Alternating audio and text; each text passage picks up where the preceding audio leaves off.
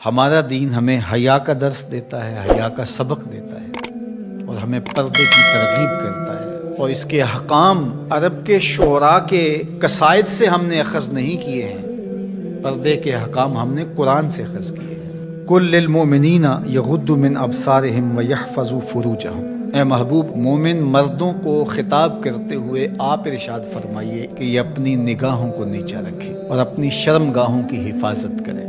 اللہ کے محبوب نے ارشاد فرمایا کہ جو اپنے دو جبڑوں کے درمیان یعنی زبان اور دو ٹانگوں کے درمیان پارسائی کی جگہ ان دو چیزوں کی مجھے ضمانت دے دے، میں محمد انہیں جنت کی ضمانت دیتا ہوں صلی اللہ علیہ وآلہ وسلم۔ تو فرمایا کہ یہ ان کے لیے بہت ستھرا ہے، بے شک اللہ کو ان کے کاموں کی خبر ہے، تم کبھی بھی اس سے مخفی نہیں رہ سکتے، تمہارا کوئی عمل اس سے پوشیدہ نہیں رہ سکتا۔ یہ حکم مردوں کے لیے تھا کہ نگاہوں کو نیچا رکھیں اور اپنی پارسائی کی حفاظت کریں، یہ ان کی ستھرائی کا ذریعہ ہے، ان کے باطن کی پاکیزگی کا سامان ہے۔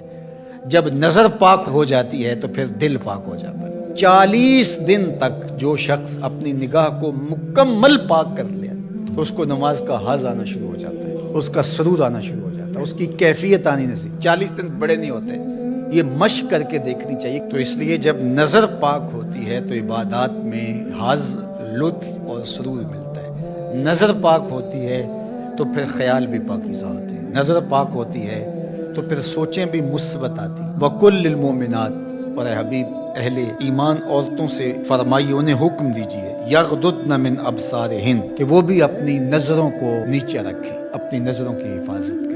مرد تو اپنی نظر کی حفاظت کرے، اور اس کے لیے ایک طرح سے آسان بھی ہے کہ عورت پردہ کرتی ہے تو جو عورت نہیں پردہ کرتی وہاں اس کو کنٹرول کرنا پڑے گا، لیکن مرد کے چہرے پہ پردہ تو نہیں ہوتا، تو عورت تو پھر اپنی نظر کو زیادہ محفوظ رکھنا پڑے گا۔ حضرت ام سلمہ رضی اللہ تعالی عنہا فرماتی ہیں کہ حضرت میمونہ رضی اللہ تعالی عنہا زوجہ رسول موجود تھی میرے ساتھ، یہ دونوں ازواج موجود تھیں کہ حضرت عبداللہ ابن ام مکتوم تشریف لائے اور یہ نابینا تھے، تو انہوں نے پردے کا اہتمام نہیں کیا، تو حضور نے ارشاد فرمایا کہ تم نے پردہ کیوں نہیں کیا، پردہ کرو۔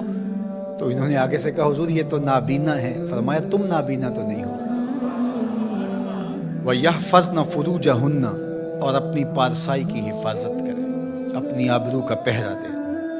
عورت کے لیے بہترین عمل اور بہترین وظیفہ اور بہترین عبادت اپنی آبرو کو بچانا اور آبرو کی حفاظت کرنا ہے۔ وَلَا يُبْدِينَ زِينَتَهُنَّ، اور اپنی زینت کو ظاہر نہ کریں، إِلَّا لِبُعُولَتِهِنَّ، مگر اپنے شوہروں کے لیے۔ یہاں تک ارشاد فرمایا، یہ حدیث رسول ہو تو شاید کوئی جدید مفکر کہہ دے کہ یہ ضعیف ہے، یہ قرآن ہے، سنیے ذرا۔ وَلَا يَضْرِبْنَ بِأَرْجُلِهِنَّ لِيُعْلَمَ مَا يُخْفِينَ مِنْ زِينَتِهِنَّ، عورت اپنے گھر کی چار دیواری میں اتنے زور سے قدم نہ رکھے کہ اس کے پاؤں میں پڑی ہوئی پازیب کی آواز گلی میں گزرتے ہوئے غیر مرد کے کانوں تک پہنچے۔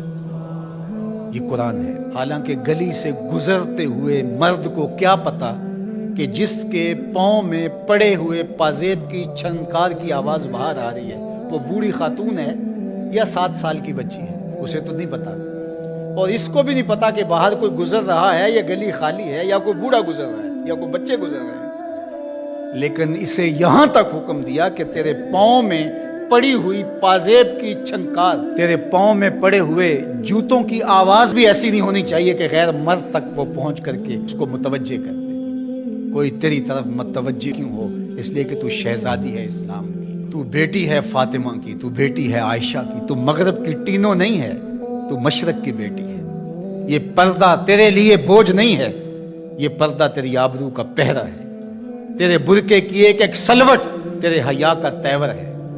جب تو سمٹتی ہے تو معاشرہ پھیلتا ہے، اور جب تو گھر سنبھالتی ہے تو معاشرہ بہر و بر سنبھال لیتا ہے۔ اس لیے اس بیٹی کو حکم دیا گیا کہ وہ اپنی آبرو کا پہرا دے۔ حضرت سیدہ فاطمہ الزہرا رضی اللہ تعالی عنہا سے پوچھا گیا بہترین پردہ کون سا ہے، تو آپ نے